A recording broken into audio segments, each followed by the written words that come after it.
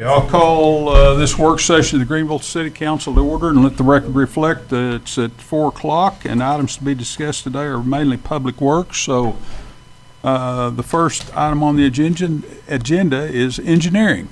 So Steve, are you going to do that for us? Good. Sure. Welcome. Thank you. Good afternoon. Good to see you. I saw him a minute ago. Oh, Philip is here? I'm sorry. I should have waited.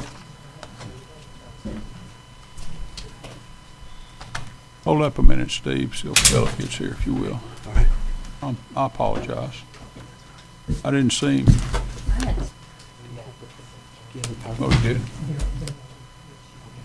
Thank you.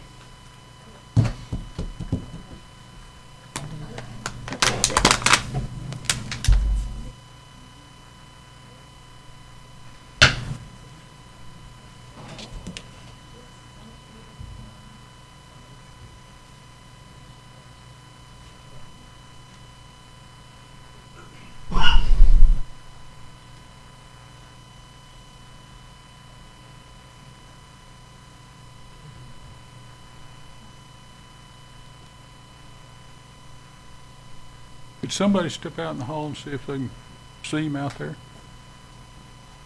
Please?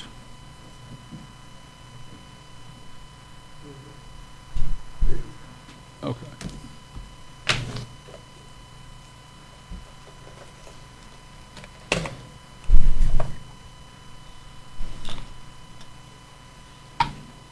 Shift forward. Here he is making his grand entrance, so.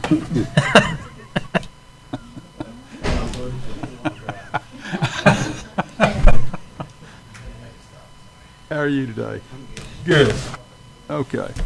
I'm sorry. I didn't know you were here, so I called the meeting to order, but anyway. Okay, Steve, thank you very much. No problem. Good afternoon, Mayor and Council. My name is Steve Glass, City Engineer. This is the 2025-2026. Speak into that. Speak up a little bit. Yeah. There you go. There you go. All right. My name is Steve Glass, City Engineer for the City of Greenville. This is the 2025-2026 engineering budget. We currently have 6 full-time positions, 2 are vacant.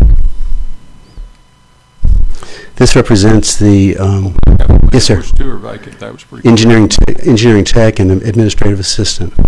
Okay. We've been trying to get people, so we're still working on that. Okay. This represents the comparison between this year and next year's budget. You'll see an increase of 2.91%. All that reflects is assuming that those 2 positions will be filled. That's what that increase reflects. Engineering responsibilities include civil engineering design for street and utilities. I apologize for the font, but anyway, engineering responsibilities include civil engineering design for street and water and utilities, drainage, erosion control, driveways, sidewalks, floodplain administration, development plan review, construction inspection and residential certificate of occupancy site inspections, pre-construction meetings, record management, title and ownership research, prepare project estimates and feasibility studies, prepare review building permits, computer-aided drafting and design and GIS updates, provide engineering supports to other departments within the city as necessary. Some notable activities since January include reviewing 595 permits for construction, performed 577 residential inspections, made 542 development site inspections, and reviewed 9 new private development plans for construction. Engineering responsibilities related to new and proposed development include preliminary plat review, coordinate with franchise utilities for development, plan review, construction administration, TxDOT coordination, final plat review, final acceptance and completion closeout documents, and FEMA floodplain administration.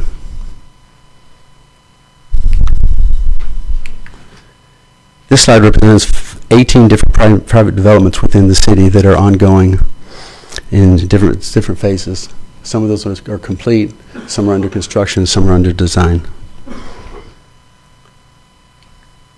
Current city projects for the fiscal year 2024-25 include the 2025 Mill and Overlay Project, the East Side 20-inch water line, the 24-inch West Side distribution line, the 12-inch west side gravity sewer line, Parks Department parking lot design, Long Branch Road redesign, and Majors Road relocation and coordination. The design is by Bartlett and West on this road.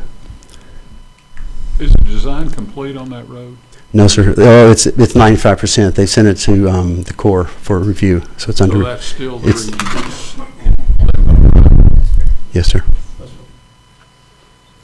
Proposed city projects for the fiscal year 25-26 include the 2026 mill and overlay, the 24-inch distribution line construction, the west side gravity sewer line construction, Majors Road construction, the Long Branch Road reconstruction, the ADT road study, and I'll explain these later on in the next slide, but the ADT road study, the PCI road study, the sewer system model development, and the Old Mill Road design. These are all capital requests for this year, and I'll explain these in the next slide.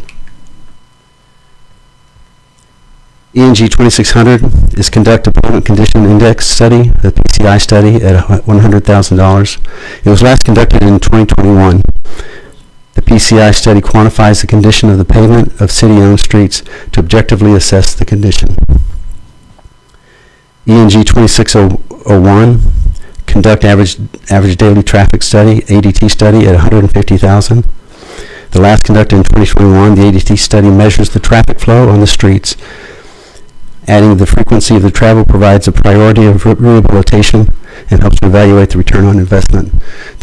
Both of these capital requests are necessary in evaluating the streets throughout the city for overlays and reconstruction. ENG 2602, Old Mill Road paving design and drainage design at $800,000. It's a capital request that will provide the design to rebuild Old Mill Road and associated drainage improvements from Edgewood Drive to Bethel Road. And if y'all are familiar with that road, it's a deteriorating road, but it also has drainage issues. And this would go for design. This would be the design and of the hydraulics and the construction, the design of the construction. ENG 2603, the wastewater collection system for $910,000. This is a wastewater collection system model that will evaluate the capacity of the entire collection system, 10 inches in diameter and larger, and will establish the capacity of the system, project the effect of future growth and development, will identify areas of needed improvements, and develop a CIP from a capacity perspective. This is an essential tool to evaluate potential development similar to the city's current water model. We have a water model that we can use to help define if a development comes in or if a industrial development comes in, what the demand will be on our system. This will do the same thing for the sewer system, which we don't have. So those are our requests for this year. I'll be happy to answer any questions.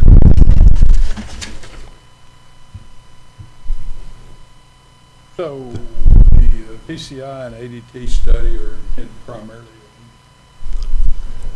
we used those when we sold the bonds and tried to use that to prioritize which streets, and you're just going to use this in our regular street improvement program also, or we may be anticipating another bond sometime in the future, or both? We'll be ready for either one. So Okay. With this study, we could be ready for either one, just to update it since it was last done in 2021. Okay. So whichever direction council wants to go, we'd have the data and we'd be ready. Okay. Any other questions? Any questions?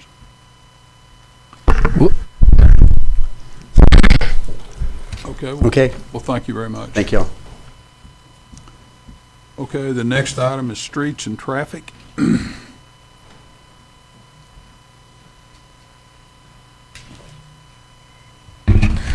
Mayor and council, good evening. Benny Rico from the Street and Traffic Department. This is the budget for 2025 and 2026.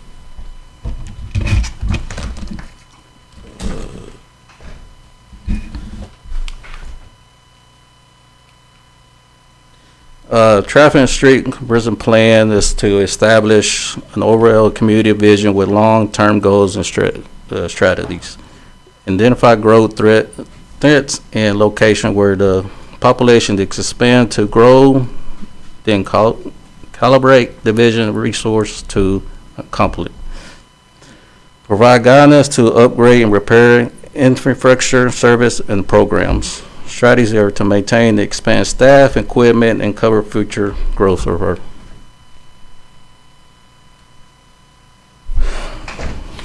This year's budget from 2024 to 2025 increased from 12.87%. From 3,116,000 from 2,271,000, and it's increased from 750,000 to $1 million.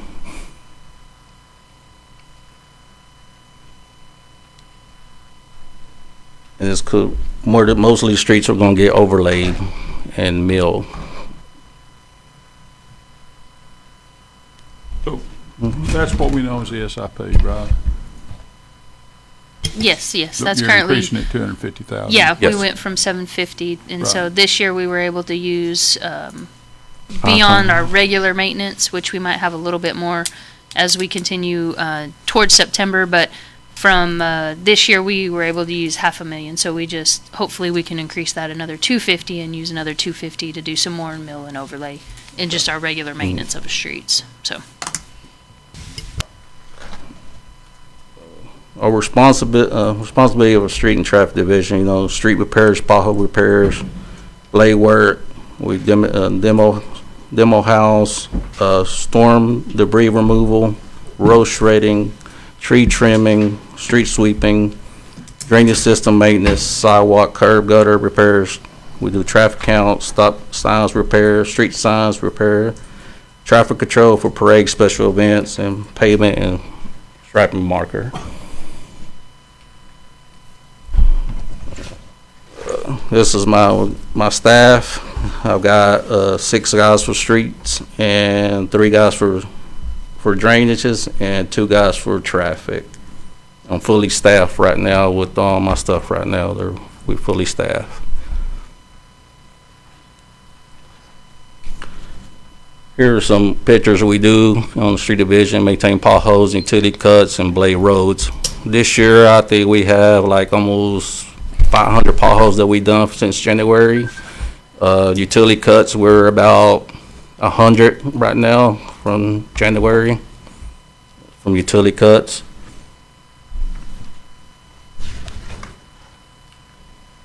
That's since this. Yes, since January. Not since October. No, October, just from January right now. That's what I did from January. That's what I calculated. And that's mainly due to when we switched over from MyGov to InterGov. So We lost that data from October, November, December, so, for the work order system, so we're yeah. putting that back in, that's back in since January, so. I It have a was, little- we have the data, it's just difficult to pull it and report it from MyGov at this point. Yeah. So, And also, the street division always work with community development. We demolish tenant houses per year with them. We clean up, help them out, demo houses. There's a couple houses we tore down here on a couple pictures.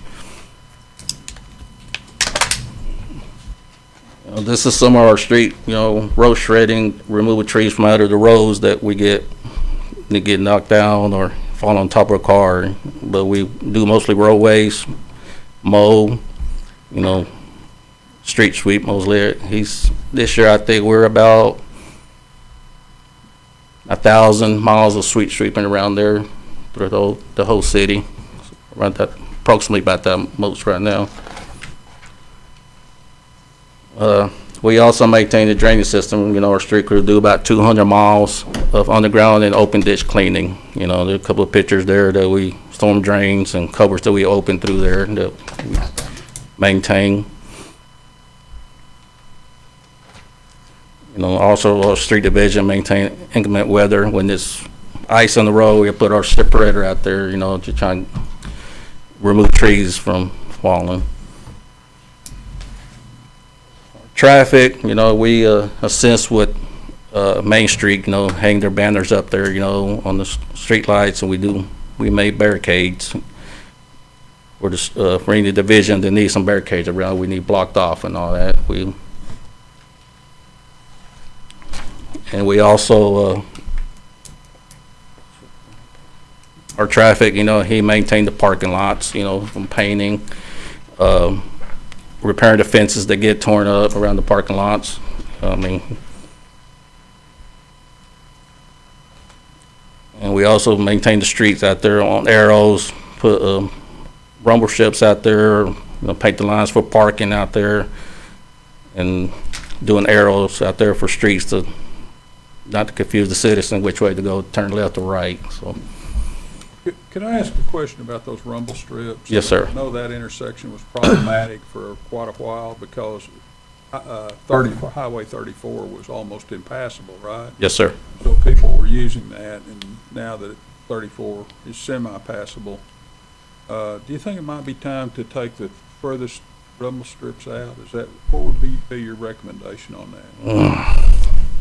They're an irritant to citizens, and I get complaints about it. Yes. So they're an irritant to you also now? Yeah. I mean, I don't know how. Well, yeah. I don't like it. Yes. You know, I just wondered what your opinion was that on it. I wouldn't. right now, we haven't had that many accidents out No, there. no. I mean, them rubber strips are real helping a little bit with them, and the lights are, at nighttime, they put lights out there. So, my opinion, it's let them until we decide to put a street lights, you know, four-way stop sign, or, you know, until the time being, I'd rather just have them rumble strips right now until Okay. be safety precaution, you know, just, they know there's a stop sign coming up, you know, and because right now the accident has been calmed down. There ain't been that many accidents on that I've seen. So you But think we need both rumble strips both ways? yes, sir. Okay. Yes, sir. Okay. Here are some of the traffic, you know, make signs in his office, you know, he repairs them, old faded ones, and all the signs that get need put up, he go out there with they damage. 18-wheeler gets runs them over. Here are some of the traffic closure he does for the Christmas parade, the bottle rocket bash. 4th of July is coming up here soon, so this is in the July 5K that he maintains. Get up early in the morning, shut the roads down for all the citizens. I hate to keep interrupting you, but No, you're fine. The Christmas parade, Yes, sir. there are areas on Lee Street west of Wesley, Mm-hmm. okay, where the street lights, there are no street lights, or the lighting is very minimal for all those people there. Is that something Juice needs to come in and replace those lights, or what's the situation there? Because it is awfully. We'd have to request it as a city. Juice just maintains them for us, so they don't just go out and do that for us. We'd have to request if you want new streetlights, you want upgraded LED I think that- lights. I mean, it'll you be at our asking- cost. Are you asking there's some there already, or do we just need I more? thought there were some already that just weren't. They just weren't functioning? We just need- Which section of Lee are you Just referring west, to? starting west of Wesley Street. When you make the turn right over here and start back down Lee Street backwards. Okay. Okay. We'll take a look at it. Yeah, I could have Juice go, maybe we can get the light, checks all them lights around there, that maybe they're not Okay, functioning. I thought. Yeah, Doesn't Juice maintain all of our streetlights? They do for us, that's correct. That's what But I if, know. if it's not on the At regular, our cost. if it's not on the regular rotation, we have to notify Yeah. them. Keith, our traffic Yeah, foreman, traffic. he does an assessment, and then he'll notify Juice, hey, this needs to be maintained, or this Yes. goes through there. Like, that's our responsibility, and we notify Juice of what we want done, Okay. because they're if technically our you, streetlights. if you want me, I will maintain check all those. around, all the streetlights, see what streetlights are It just needed. seemed- More it dark. seemed dark. Yeah. there. Mhm. Well, not dark, but the lighting was, Yeah. as compared to other places. Okay.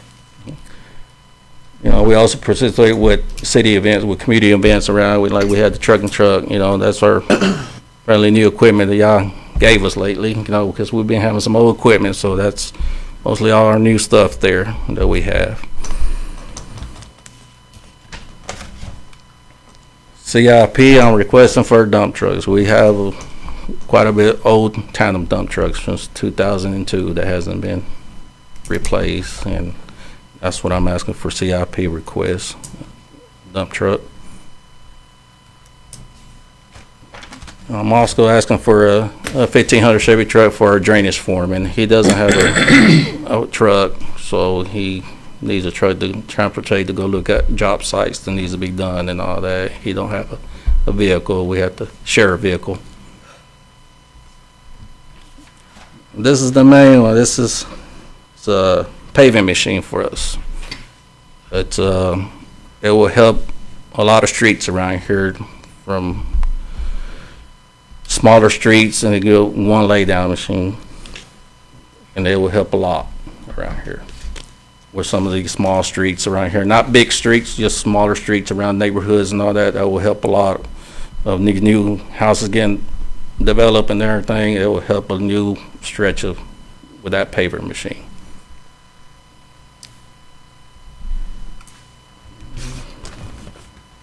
And our traffic department is asking a preem heater. So, he paints lines on the street and everything, and paint fade stays almost about 2 years, and it starts fading out. This is a preem heater that will help last a little longer, about 5 years online, that has little marbles on it, and it gets hot and it reflects everything. So he's requesting that for last longer on the roads and parking lots. Any questions? I have several questions, if that's all right.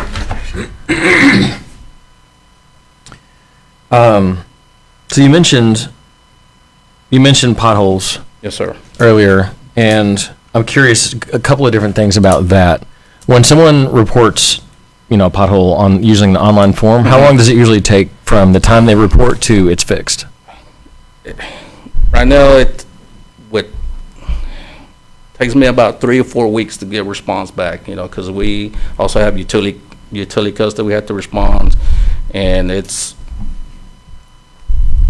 online submittal is about 50% on potholes. What do you mean? Like online submittal, about 50% that we get a pothole submitted for our line, and it takes me about 3 weeks to respond, mostly on potholes, because Okay. I'll try to get a group, like one section out of town to get, and then I'll organize that submittal, which town just needs to go do potholes, and that's what I mostly try to Okay. get between 3 weeks. Okay. Yes, sir. Yeah, hang on, yeah. Good evening, Mayor and Council. I'm Chris Harris, Public Works Director. I usually answer the emails directly right back within that day or the next day. I'll let the resident know that I'll be out the next morning to either paint white around it to let them know I came out, and then I would let Benny and Greg know if it's an emergency, if it's in the middle of the road, how big the pothole is, and what we have to do. And what I do is I try to section them off, because I don't want to go from one area to the next area. I want to do the whole area in one, because when you jump around and you're only getting one, they was on my street, they didn't come down the other street. So I want to do one whole area, then move to the next area. And so that's how I usually do it. But I usually answer any resident within 24 hours to let them know that, hey, I got your message, I apologize for this issue, and I will be out the next morning to check and see what's going on. Do you take any kind of proactive approach to this, where you get one report, you go out and look at it, and then you look around to see Yes, what I else? check the whole area. Yeah. I just don't check, like I tell the guys, when we go out there, don't just check that address, check the whole street, go around Okay. the corner, and make a list of that, because just checking that street, that's really not doing anything. Go around the corner and check that Right, also. right. Yeah, if you only wait for reports to come in, you're going to miss a lot. Yeah, and if I'm riding around and see something, I keep a notepad in my truck and I write it down, and I'll let Benny or Greg know right then. Okay, cool. Sorry, I've got several here. Be patient. I'm sorry. I noticed on all the slides where you're talking about the things you're responsible for. I didn't see sidewalks. Is that your responsibility? Yes, I mean, if it is my responsibility. Yeah. Right now, it's, with asphalt, you know, I have to pull away for do. Yes, it is my responsibility. If it's a major concern, yeah, we'll jump on it real quick to get it repaired. Okay, so do you have a plan to maintain sidewalks aside from just responding to issues? We have a program. Yeah, the money that you get, council allocated, Steve, Glass, and Chris are putting together a plan, and that'll most likely going to be a little bit bigger, so that'll be contracted out. Yes. Okay. From like repairs or anything, and that wouldn't be anything new, that would just be anything like drainage-wise that needs to be fixed, or sidewalks, or curbs, or anything like that. So they're working on that currently, and that should be coming to you guys pretty soon. Yeah, Okay. I have several streets that I put down, and the main areas I targeted were around the schools. Mm-hmm. You know, the sidewalks around the schools. I know kids walk down the sidewalk, so that's my main target. I sent the list over to Steve, and once he looks at it and evaluates it, then it'll come to you guys. Yeah. But that job there will be contracted out, because with sidewalks, you would want to do a whole stretch. You don't want to do one sidewalk. You want to see at least get 15 to 20, because half a yard a truck won't come out. You want to get a whole stretch of sidewalks. I see. Yeah. Do you try to address streets where there are no sidewalks at all, or are you mostly focused on maintaining what there is already? Maintaining what there Okay. what is already. Yeah. Interesting. I know that I would be interested in seeing a plan to address streets that don't have sidewalks at all, because we have a lot of blocks, a lot of streets that Talking are. about new sidewalk? Yeah. I hear you. You Yeah. give us some more money, we can. Well, we can talk about the money, but I want to. I would love to go in and put new Yeah. sidewalk. I mean, Well, I- down I- streets. But I feel like we don't really talk about it much, and we don't really think Yeah. over, like, okay, how many streets don't have sidewalks, and how many should have sidewalks? Like, we don't even have that conversation usually. Most of them on the north side of town. Well, yeah. There were a lot of them. Yeah, they most don't have no of sidewalks. most of the new development, includes sidewalks, but he's right, the older neighborhoods They don't. tend to not, Well, and that's not great. Okay. Moving on from that, one question I had, okay, going to the issue of demolishing homes. Yes, sir. You said you do about 10 a year, Yes. and it's been a little while since I was on the Substandard Structures Board, but when I was on that board, we had planned to do 55 a year. So I'm curious, is it just that there's less of a need now, or you just don't have the capacity? It just, right now, the capacity, sometimes we have to pull off, and Uh-huh. sometimes John uses our machine, sometimes with major water breaks sometimes, so it pulls it off a little bit, because he has to use our machine to do Right. water breaks too. Okay. So next month, we're supposed to start working on with community development. She has like, I think 6 on the list right now. 60, you said? 6 right Six. now. Oh, that okay. She needs to be Yeah, going I through think for. honestly, there's less of a demand for that. We got caught up, Yeah. is that what I'm Yeah, hearing? Okay. because when we did the, Project Restore Yep. and sold those lots and went through all that, I mean, there's not as many Absolutely. as when you were on substandard. So I I think, believe that, yeah. Yeah, with all the infill housing that's been coming in, I mean, are there still some? But Yeah. I don't think there's 50. Right The now. main thing I'm asking is, are we way behind, or is it just we're No, keeping up and no, that's we're okay? not. We're up, Okay. caught up real a bit. Right now, I think she got 6 on the list for next month. Okay, For July. great. That's what she told me a week ago. Yep. Okay.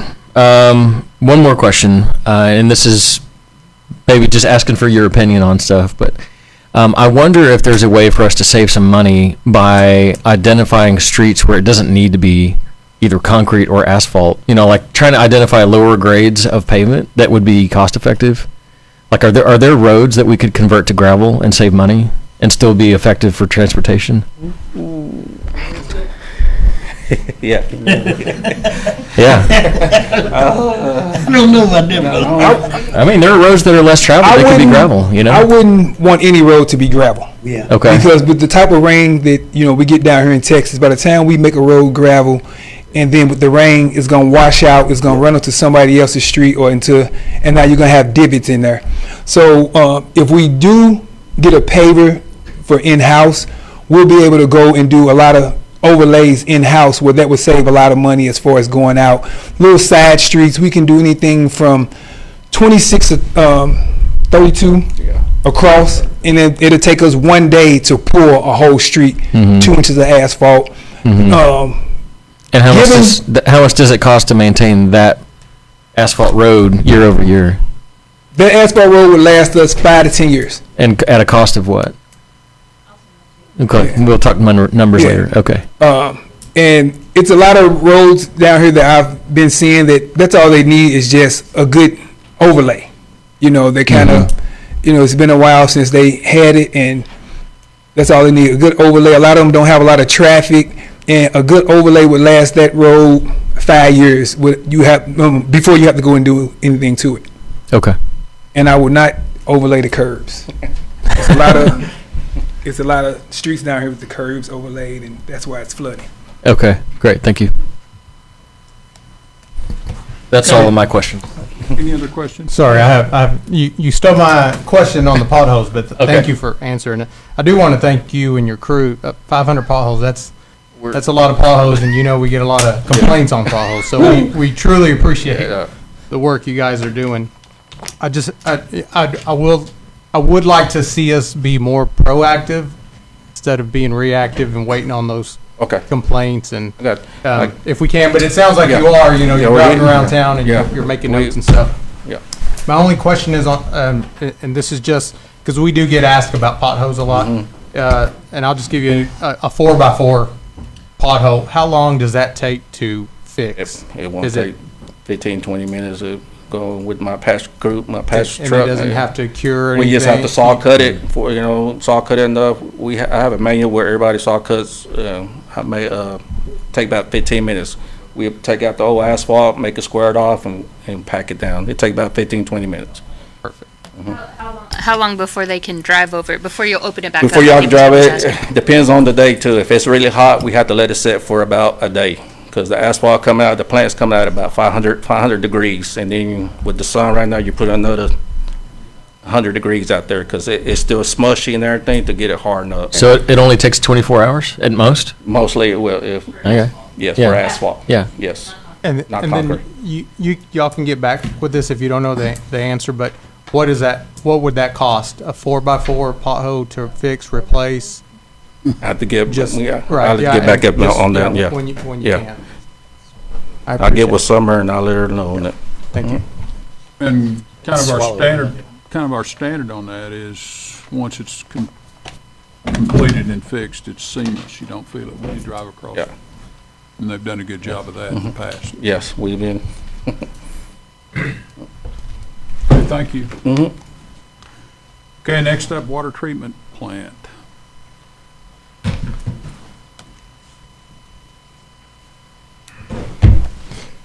Good afternoon, City Council, Mayor.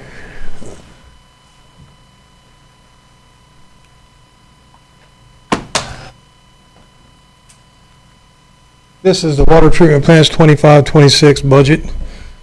There's our organizational chart, and there's 10 of us out there right now. We're fully staffed. I think next budget year is when we'll start hiring maybe like chief operators and things like that for the new water plant, so we can start getting them trained. This is our 25-26 operational budget. This is our 6 biggest accounts that we use out of that budget. And this is the 24-25 comparison to 25-26. Our budget went up 3.92% from 24-25 to this year's budget. And the majority of that is monitoring systems that we're putting on the brand new VFDs, maintenance programs that we're putting on some of the equipment that we just bought. That way we're able to keep a better idea and make sure, when they're starting to go out, the maintenance or the monitoring program will let us know, hey, this part's going out. You need to go out there and get it taken care of. So that way we don't have no downtime or anything like that. We just go out there and get it taken care of. Could you go back one slide? I'm sorry. Yeah, that. I wanted to see that. Okay. How much of this budget, this and the other parts that you just showed us, how much of that is for wholesale water? Yeah, Yeah. SRA, the Right. 1 million. Okay. 1.1 out of 3.3 plus the rest. Let me see the next slide. Yeah. Yeah. Okay. Okay, so the water is in the contracted services? Okay. Okay. All right, interesting. Thank you. All right. water that we pumped and treated this year to the water treatment plant, we pumped 1,870,000,000 gallons to Reservoir 5. We treated and sent out to the distribution system a little over 2 billion gallons. That amount's going to keep gradually growing, as the city grows and our wholesale contracts grow also. This is the only CIP I have this year. It's to replace all the chain link fence around all the pump stations and elevated storage tanks and ground clear wells, water treatment plant. This also include the new water treatment plant and the new industrial pump station. We want to put all 8-foot tall wrought iron fence around everything, kind of make everything look a little bit nicer for the city of Greenville around all the stations that people can actually see. These are some of our accomplishments this last couple of years. Our main accomplishment is always to stay compliant with the TOPS program for the city of Greenville in Texas. We treated over that 2 billion gallons of water. Of course, we finished the filter rehab, and the filters are absolutely running phenomenal. The new 36-inch raw water main is around 90% finished. The Tawakoni pump station, the rehab for it is around 85% finished. That's with the new header. The actual VFD building is, the bid came in today. We'll get the AR done, get it sent out, or bring it in front of y'all so we can hopefully get it approved, get that done, because the VFDs are actually on a boat on their way to Houston. Their VFDs are complete. I think they said the ship will be around probably the end of July, beginning of August, before it hits port in Houston, and then it'll take a couple of weeks to get them shipped down here. They're so large. The Ridgecrest water main project, it's in easement acquisition. The new south water treatment plant is around 90%. Plans are done by the first part of July. The dual 36-inch back feed line to the new water plant is in the design phase. Of course, the Caddo elevated storage, that rehab's going well. It's around 60% done. The SCADA project has started and all the towers are installed. The new generator for the water treatment plant is finally at the water plant. And hopefully we can get that finished in the next couple of weeks. And then the Reservoir 4 project that I'm working with the parks to put a playground out there, some picnic areas out there along with the concrete work. That's also been started too. So everything's going real good right now. You've been busy. A little busy. You guys are doing great. I appreciate it. Yep. Here's some of the project pictures. Of course, this is the dual 36-inch line on the north side.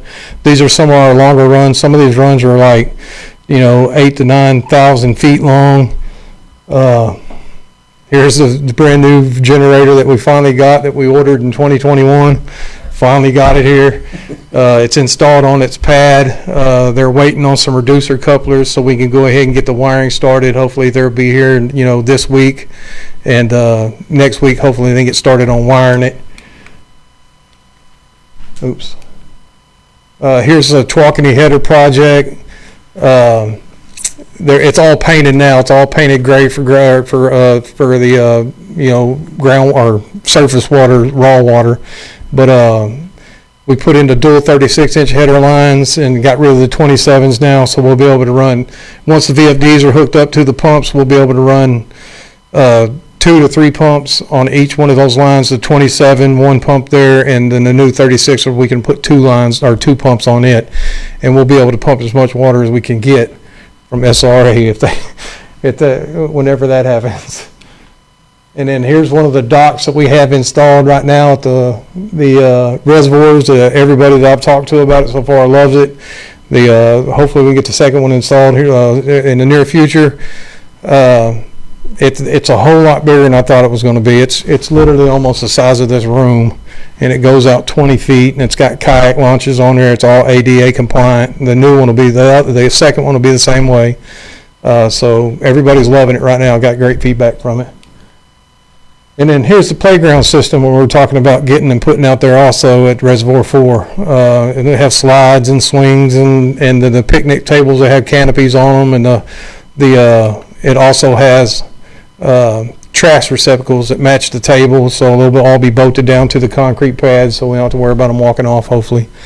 And, but we're just trying to make it, you know, as nice as we can out there for people. Hopefully they appreciate it. I love it. So that's really about it. I don't have very many CIPs this year, finally. So we got any questions? We just had 10 years of CIPs. Yeah. Hey, you're doing a great job. Thank y'all. We appreciate y'all. Y'all help us get to where we need to be. So. Thank you. Okay, next up is utilities. Good evening, Mayor and Council. I'm John Herbert. I'm the Utility Superintendent. And here's my upcoming operating budget. Here's our organizational chart. The utility department's made up of 40 people, broke down into 4 divisions. That's your meters, your water, construction, and sewer. Right now we currently have 3 vacancies.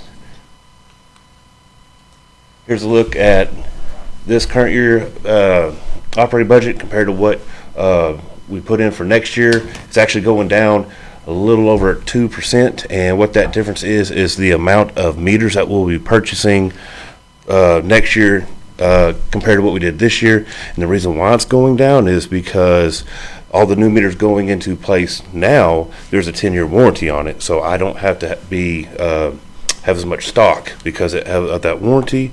Then really this is just to put in new meters for the anticipated developments that are coming in after we complete this citywide swap out. So that's really where the difference is in those 2 numbers. Here's showing our kind of completed work orders for the water side that we've done up to this point since October of 24. Same thing with sewer. Here's a list of our construction projects we've completed up to this point.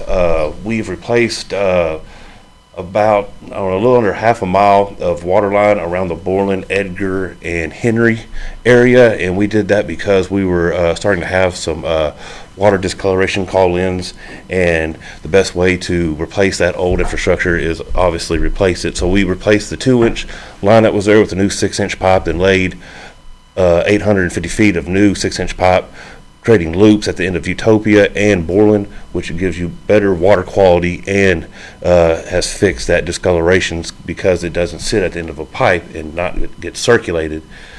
And then also up the Grove, that was another part of that project to put in another loop feed between McDougal and Polk Street. Also another project we completed was looping in Turtle Creek into, oh man, what's that road? Over by Delray. McLean. So now the point of that project was whenever repairs had to be done to the 20-inch line, transmission line, and we have to turn it off, Turtle Creek and that area won't be isolated and be without water. So whenever we do repairs in the future, they will still have water. And then Division Street is another little small project we did, replacing some old infrastructure over there for some new development that came in this past year. And the one remaining project that we got is to replace a little over 600 feet of sewer main on Walnut Street between Templeton and Briscoe. We found that it's just in poor shape and we're going to replace that in the summer. There's another metric showing the amount of material we've hauled off with our HHW facility.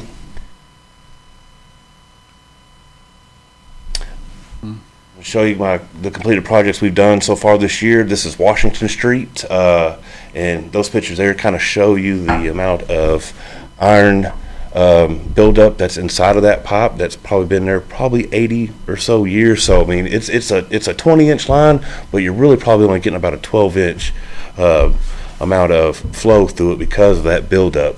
So that's completed. That's all done.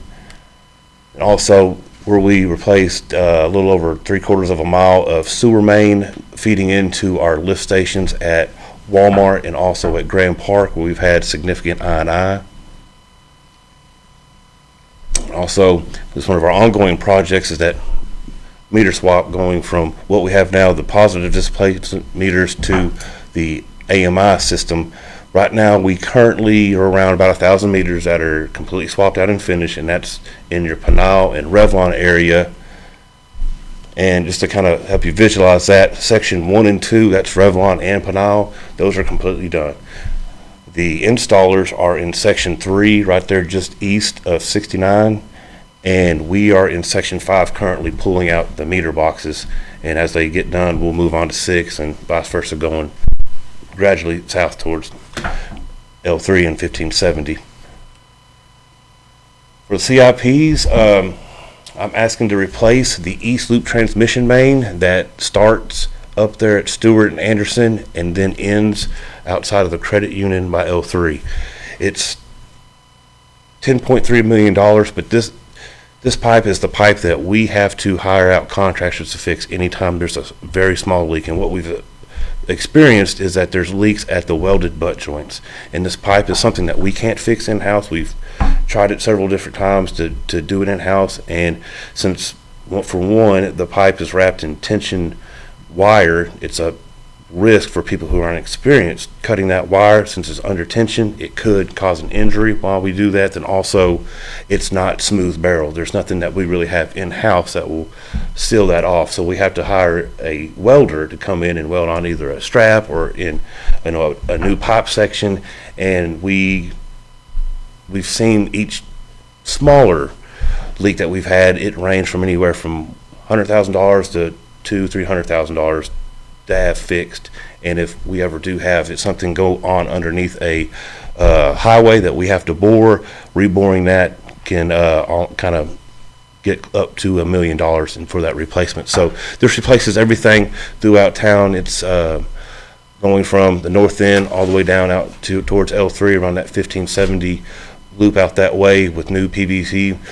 Majority of this will be done trenchless by bore and around the 1570 where we don't have a lot of right-of-way. Where we can do open ditch is where it's going to go through neighborhoods where we have easements, but as we get back in the more congested areas, especially from 69 going south, we'll have to do a bore because we don't have a lot of room to work, either because we're right up next to 1570 or going through a neighborhood. Next project is replace the northernmost sewer trunk main out in Revlon. This is a plan that I would like to start replacing all the trunk mains from this area going south towards the wastewater treatment plant. That trunk main is clay, and we've done camera investigation on it. The pipe itself, the pipe section itself, is not in poor condition, but what's happening is, while we have so much I&I, is because of the joints, they're not gasketed, they're clay. So whenever it moves with the ground, you get little tiny voids or separation, and it allows water to leach in. Well, when you go, a mile or two from this point to the treatment plant, that adds up to almost having a full pipe, 3/4 of a pipe full with rainwater. So the only really way to remedy that is to go ahead and replace it. And then also I'd recommend that we would replace this with a trenchless replacement due to the proximity of where Wolf City Drive is and where we'd have to operate. The easiest way to do it would go by pipe bursting. Hey, John, can I interrupt you right quick? Go ahead. What is I&I? Inflow and infiltration. It's essentially rainwater, and it just leaches into the ground, or it comes in through openings that you have in either manholes, clean out, stuff like that. Great. Okay, thanks. Yeah. Same thing over here on the Pothole area. I'd also like to replace this trunk main. We've already replaced the first half of it from the railroad or Reese Street going west all the way to Cordell and Edmondson. This is the trunk main that feeds into the Grand Park lift station. We found significant I&I there west of 69 that we replaced in-house. The reason this needs to go out for as a CIP is because we have to bore underneath the railroad 69, and then the rest of it can be done open ditch going all the way down to towards Lake Street, and from that point there at Lake Street and Kingston, it's all PVC. It's been replaced about 10 years ago with PVC, so that would complete the replacement of the Pothole trunk line. Requesting 2 single-axle dump trucks. The ones that we have now, 222's been in service for almost 20 years, and its front suspension is shot, so it's just kind of sitting in the garage right now. And then also a 1502, we've got it back in 2015, and it has a real difficult time raising and lowering the bed. Also, I would like to get a new skid steer hammer. We got one when we initially purchased the skid steer back in 2017, and part of that purchase was to reduce the amount of worker comps claims with, hands, shoulders, back, stuff like that, by breaking up concrete and stuff by hand with jackhammers. So I'd like to get a new hammer attachment, because the one we got now just doesn't have a lot of get up and go anymore. And also, I'd like to replace the flatbed that got retired this year. This would go to one of my sewer crews, and why we need another one in place of the one I got retired is this is what's used to haul the tractor and the trailer and excavator to the job site, and also some of our valves or manhole covers or heavy pieces of material can go back in that flatbed out to the job site. So, questions? Question? I have a question. Yes, sir. And this might apply for Benny as well, going back to streets, but I thought we were moving toward fleet vehicles. So I thought citywide that we were moving toward leasing rather than replacing old vehicles. We do. Right. So, but you're asking for a new truck. Those would include it in the lease. I'm confused. They're requesting additional vehicles Yeah. to add to the lease, not just replace. Okay. So that's what they're The requesting. 50,000 is for a new leased vehicle. I'm assuming it would cost at least that vehicle. Okay. Okay. Does that make sense? I'm not sure. They're I additional. find that a little confusing. Yeah. So they're asking for additional, like he's asking for an additional, well, he asked for a replacement. Benny's was an additional Okay. for his crew, because they're sharing vehicles. Okay, but the dollar amount you put on there is how much more it would go onto the lease. Is that what you're saying? It's an estimated cost. As far as what the lease cost would be. Yes, we wouldn't pay 30,000 for the year. It wouldn't cost you in 1 year. Okay, so Spend that over a 50,000 5-year spread lease. over whatever the lease is. Whatever Yes. the lease is, Okay. whether it's 3 years, 5 years, whatever. Because I'll sit down with Chris McAllister, our fleet superintendent, and we'll go through all of their requests, whether Okay. it's an addition, a replacement, and what that would add to the lease. We have not had that meeting yet with Enterprise yet to go Right. through all of that. But That's yeah. fine. Okay, Yeah, I that's understand the total now. cost, though. Okay, Yeah. great. Thank you. Yeah. Okay, I have a question. There's several $1 million in these requests. Do you plan to finance or fund these projects? Well, with the bond that we were going to issue for 2026, the phase 2 of our water original projects, I've got to go That'll back and cover those. reassess that. Oh, okay. Because we did receive the Texas Water Development Board.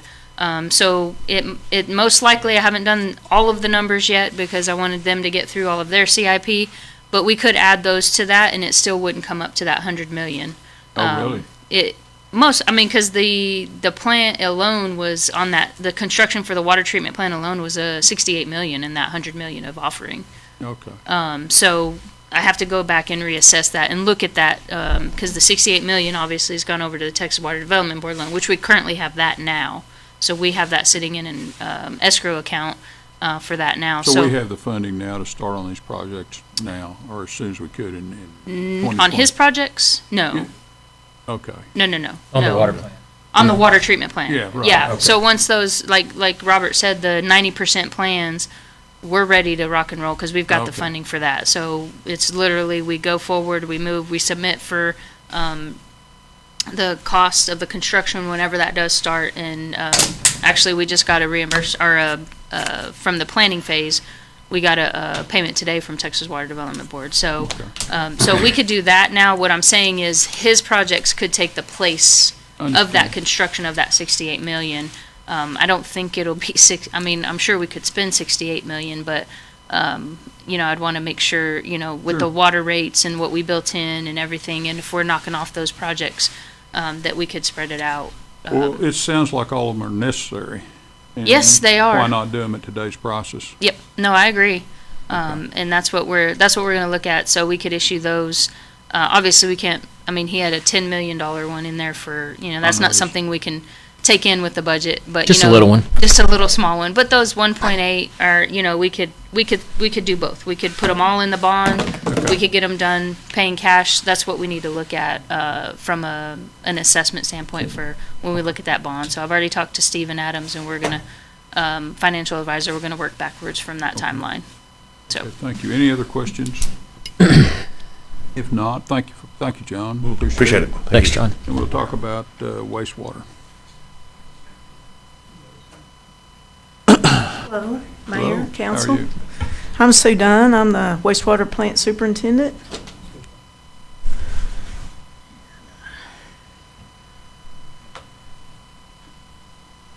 This is an aerial of our wastewater treatment plant. It's a sequencing batch reactor plant, and it was put online in 2012. So it's roughly 13 years old.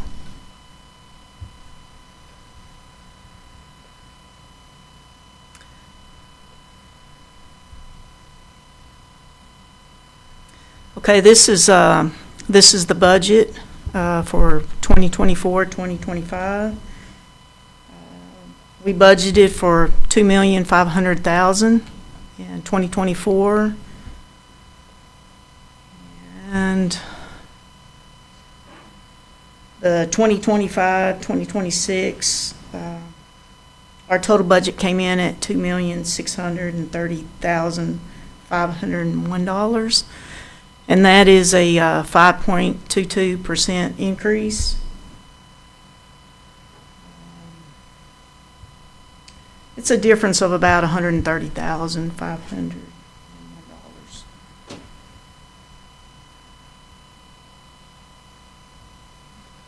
Looks like most of that is personnel. Is that right? Yes. And this is our staffing organizations chart.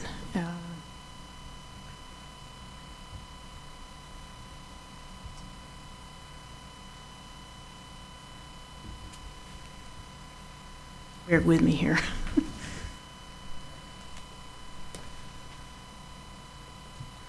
Okay, we have the superintendent. We actually have 14 positions. We have a superintendent, and then we have assistant superintendent, and it's vacant, and then a technical services coordinator, it's vacant.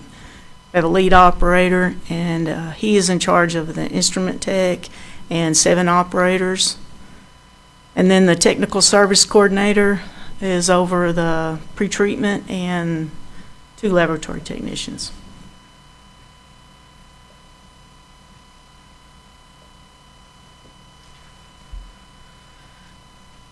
These are our plant goals. We receive and treat 1.25 billion gallons per year, and we strive to meet all the Texas Commission on Environmental Quality permit standards. We strive to return a high-quality effluent to the Sabine River, receiving waters, preserving the stream and future uses. We maintain facilities for long service life and maximum return of our investment. We provide 90 million gallons a year of reclaimed water to irrigate the municipal golf course. And then we monitor industrial users per local, state, and federal regs requirements. We monitor the airport stormwater program per state and federal requirements. And these are our program measures. We look at our pollutant removals daily to make assessments on our plant, see how our plant is running. We strive to remove greater than 92% chemical oxygen demand, greater than 98% biochemical oxygen demand, 97% of suspended solids, and greater than 98% of ammonia nitrogen. We have 24/7 operator staffing at the facility. We maintain 23 buildings and structures. We maintain 15 large pumps and blowers and 28 motorized valves. We have roughly 3,712 preventive maintenance tasks per year that are completed. We have 90 unscheduled maintenance tasks per year. We verify 2,940 permitted parameters per year. And we process 1,200 tons of sludge per year. And that is hauled to the landfill by our garbage, contract garbage and trash company. We have 7,452 in-house lab analysis that are done per year. We have to have 1,231 contracted lab analysis per year, and that's because we don't have the equipment to perform those analysis. And then we have 2,170 industrial compliance tests per year. And that's where our industries report on their self-monitoring reports, and then we evaluate the compliance in our pretreatment. And then we have 5,410 loads of hauled waste received and processed at the wastewater plant, and it totals 9.1 million gallons. And we have two capital requests this year. The first one is to replace our admin building HVAC system, and it's coming in at $55,000. And then the second one is adding video surveillance at the wastewater treatment plant. And do we have any questions? Questions? Summer, I have a question, I guess, because I wasn't able to do the tour this year, but I know last year we were talking about these trucks from various municipalities, I'll say, that come and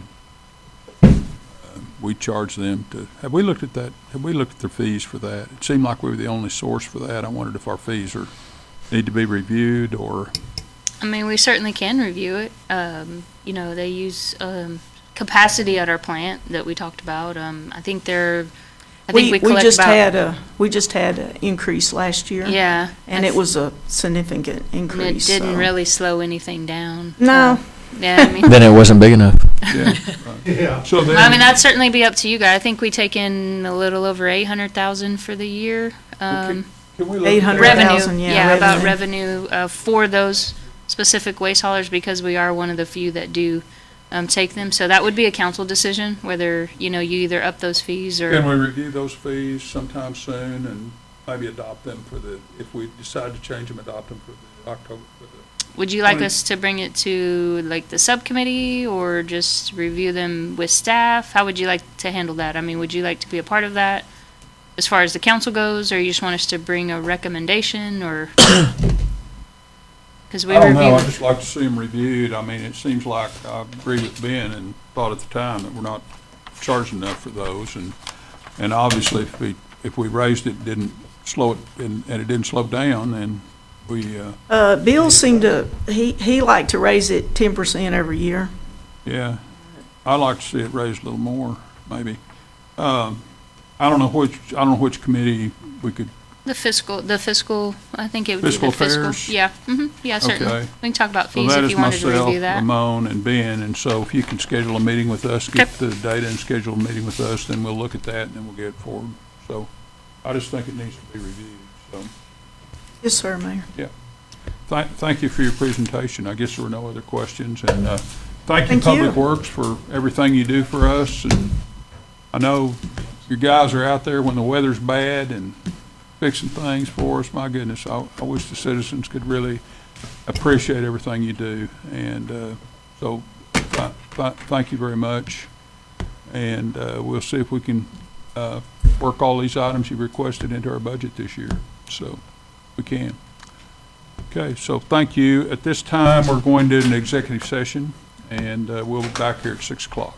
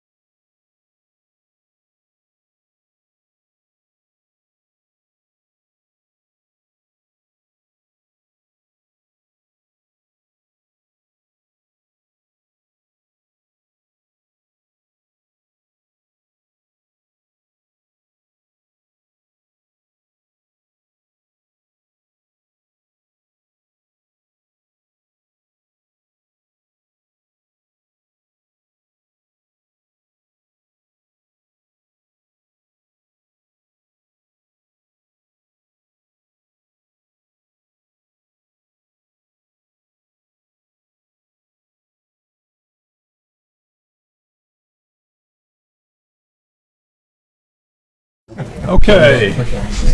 Yep. I'll call this meeting, the regular session of the Greenville City Council, to order, and let the record reflect it's about 6:03. I'll ask Jamie Phillips with the Church of Jesus of Christ of Latter-day Saints to offer the invocation. Please stand. Thank you for being here tonight. Most gracious, kind Heavenly Father, we thank you that we're able to gather together as community, as neighbors, as children of God. We thank you that you send your Spirit to be with us, to guide us, bless us, and protect us in all things, that we may come to know how to serve you best as we serve our brothers and sisters in need. For we know that when we are in the service of our fellow beings, we are also in the service of our God. Thank you that you continue to fill our hearts with the pure love of Christ, but there is no room for contention and strife. We thank you most of all more than anything for thy Son, our Lord, our Savior, our Redeemer, and our King. And in his sacred holy name we pray, even Jesus Christ. Amen. Amen. Thank you, Mr. Please join me in the Pledge of Allegiance. I pledge allegiance to the flag of the United States of America and to the republic for which it stands, one nation, under God, indivisible, with liberty and justice for all. Thank you. Please be seated. I'll call your attention to two placeholders in the agenda: citizens to be heard and public testimony. Citizens are invited to address the council on items not already scheduled for public hearing or appearing on the agenda. Public testimony is for citizens who are invited to address the council on items that are on the agenda. There are no public hearings tonight. There are no ordinances, so public testimony will start with item 8A. Are there citizens? I have one. Okay. Shelley Corrales.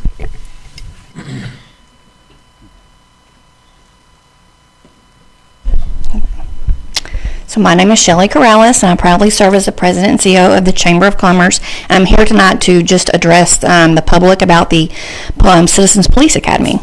So I want to personally invite Greenville residents to take advantage of a unique and powerful opportunity, the Citizens Police Academy, starting this September. I completed this program in 2023, and I can honestly say it was one of the most eye-opening and rewarding experiences that I've ever had. This is your chance to step into the world of law enforcement and gain a deeper understanding of the vital role for officers that officers play in keeping our community safe. From learning about patrol procedures and crime prevention to exploring the drone program, the K-9 unit, and real-life use of force scenarios, the Academy covers it all. What makes it even more impactful is that much of the training is hands-on, and you're not just hearing it, you're actually experiencing it. One of the most exciting parts for me was on a Saturday when we went to the police range where we got to shoot and practice shooting rifles, pistols, and semi-automatic firearms. I loved it. Best of all, this program is free, but space is limited, and the deadline to enroll is August 15th. Don't miss out on this incredible chance to connect with the officers, understand their work, and become a more informed and engaged member of our community. So to sign up, you need to contact Officer James Hamilton at the Greenville Police Department or reach out to me directly at the Chamber of Commerce, and I'll make sure you have everything you need to apply. So thank you. Thank you, Shelley. Uh-huh. Okay, so thank you very much. We'll move it to item 8A, consideration and action on a resolution approving a contract with Half Associates to develop a Trails and Bikeways master plan. Meeting with TxDOT. Yes, thank you, Mayor. This is funded by the TxDOT Active Transportation Set-Aside Funds. The contract, just briefly, is broken into 4 phases. The initial phase looks at data collection and base mapping. They will inventory the existing trails that we have in the city, and they'll have community engagement in this phase where they'll talk with the advisory committee that will be established, stakeholders, and also hold public meetings, probably most likely online and virtual, that allow residents to give their input, whether they can meet them, have a meeting in person, or if they can't come to a meeting in person, they can do it virtually, basically. So this will give them a chance to basically give input on where they'd like to see trail segments, maybe sidewalks that are missing, potential bike routes. This will be a key time to really see where the opportunities are and what residents would like to see and where they'd like to see trails and where they'd like to walk and bike, maybe to a local park or important location or a key location in the city. So that's what the first phase is about. That second phase, just taking all the information gathered, whether it's via public input or city data, and really developing a needs assessment and starting to plan out trail routes and connections, looking at some of the planned trails that we had in the comp plan, but also some of the potential trails that could also occur. And we'll also probably look at some of the connections that COG may have had, any type of regional trails they wanted to create, as they want to have a North Texas spine trail that actually spans the DFW area, but also North Central Texas. So we'll look into that. And then another thing, in phase 2, they'll have a feasibility corridor where they'll look at actually 2 feasibility corridors. There'll be 2 miles long where they'll have an in-depth look. So the master plan overall will kind of gauge where we'd like to see trail segments, but there'll be 2 where they'll have an in-depth look looking at trail crossings, property ownership, utilities, really looking at if we were to prioritize where we'd want to install the first or 2 trail segments, these will be the 2 we'd focus on, and that plan will actually give us more in-depth information about those segments. And then phase 3 will be looking at the overall trail network, kind of fine-tuning that and really defining the trail types, whether they're on-street trails, off-street, whether they're signed bike routes, whether they're separated bike routes, if there's potential for that, or if there's even shared use trails, where I think we have that, where bicycles and pedestrians can be on the same trail. So we'll have all of those types of things mapped out and defined by phase 3. And then in phase 4, once, each phase will have this point where we'll have to approve where we are and what we've started to establish. So by phase 4, which is the last phase, they'll start to prioritize trails. So now that we know these 2 primary corridors we want to probably focus on first, once the trail plan is over with, we've identified those, and then we've also identified other trails within the city. They'll start to kind of think of how do we prioritize that, how do we phase it over the years, and also look at an action plan and maybe potential funding we can go after to get those trails built. And then within that phase also we'll go into trail adoption once we've kind of fine-tuned all of that information. Okay, excellent presentation. Are there any questions? Thanks, Letora. I'm really excited about this project, actually. You said sorry about that. Yeah. You said that the consultants you were talking to would, or just you were planning to look at other trails that we might connect to in the area. The one I was thinking of, just off the top of my head, was the one that comes through Farmersville, the Audie Murphy Trail. Oh, yeah. Is that one that would be in the view, or? Well, it depends if COG has, because they do have planned routes, and it comes through Farmersville. Yeah. And I think it does connect into Hunt County. So yes, we want to look at those regional trail connections, because and I think we're the first ones in Hunt County to jump on this, but if the other cities jump on, we can have those potential connections throughout Hunt County. We want to make a regional system. That's what COG wants. Yeah, that'd be amazing. So. Sweet. Thank Any you. more questions or comments? I've noticed there's a lot of people in the audience taking pictures of that screen. Is that something that we can share, maybe through social media, to get the word out about this project? Potentially, yeah. It's just really showing it's a heat map that shows kind of the plan trails we had in the Parks and Rec master plan from the comp, and then those heat maps are some of the kind of areas we need to focus on as far as safety. So we could share it. That's fine. I think there's a lot of people in the community excited about this project. Okay. That's good. I think there's a lot of interest in it, and so if we can make sure we just get that information out, that'd be great. Okay. Thank you, Philip. Any other questions or comments? Okay, since I'll just ask one time, is there any public testimony tonight? No, there being no public testimony, what is the pleasure of the council regarding this item 8A? I move that we approve this. I second. Please vote.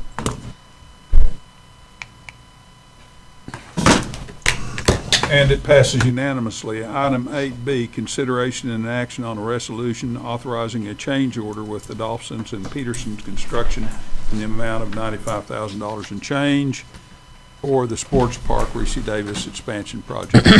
Yes, Mayor, Council, so this will be change order number 7, and this will be concerning some ASI number 7, which will address some of the Reese Davis flooring over there and some of the ceiling heights that had to be adjusted per the plans. Okay. So, Any questions from council? Is there a motion? I make a motion to approve. Second. Please vote. And item 8B passes unanimously. Item 8C, consideration and action on a resolution entering into a renewed support and maintenance agreement with Motorola Solutions for Police Records Management Dispatch. Chris Smith. Oh, you're already there. Yes, sir. I'm fast. Good evening, Mr. Mayor, member of the council. It's always appreciate the opportunity to speak in front of you. This is a 2025-2026 budget item for the police department. As mentioned before, our entire CAD system, our maintenance agreement expires this year in October. We've looked at different options. We like the Spillman system. We want to keep the Spillman system. It works for us. We're used to it. And so we want to enter into another maintenance contract to extend this for another 10 years. Okay. By getting this resolution today, we could go ahead and get in line so that when October comes and our current contract expires, we can be at the front of the line to get the renewal. Any questions? If not, I'll entertain a motion. Make a motion to approve. A second.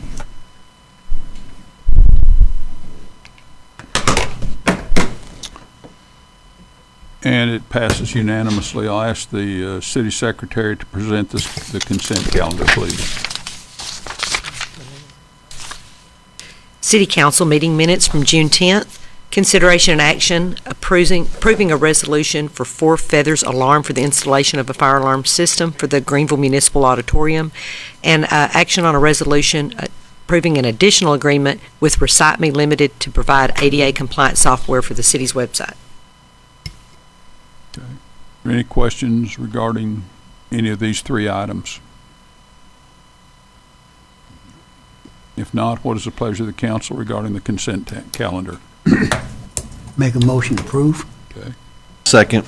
Please vote.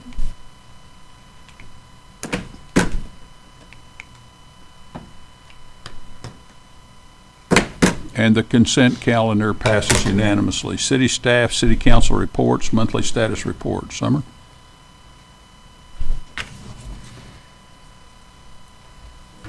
Thank you, Mayor. This will be for the month of May. So utility cuts for the month of May were 25. Pothole repairs for the month of May were 95. Those are the in-house repairs that Benny referred to. Street sweeping went up from 248 to 347 miles of street sweeping. The mowed areas were mowed up to 90% through from May through June 15th. There were 15 intersections that were cleared for line of sight.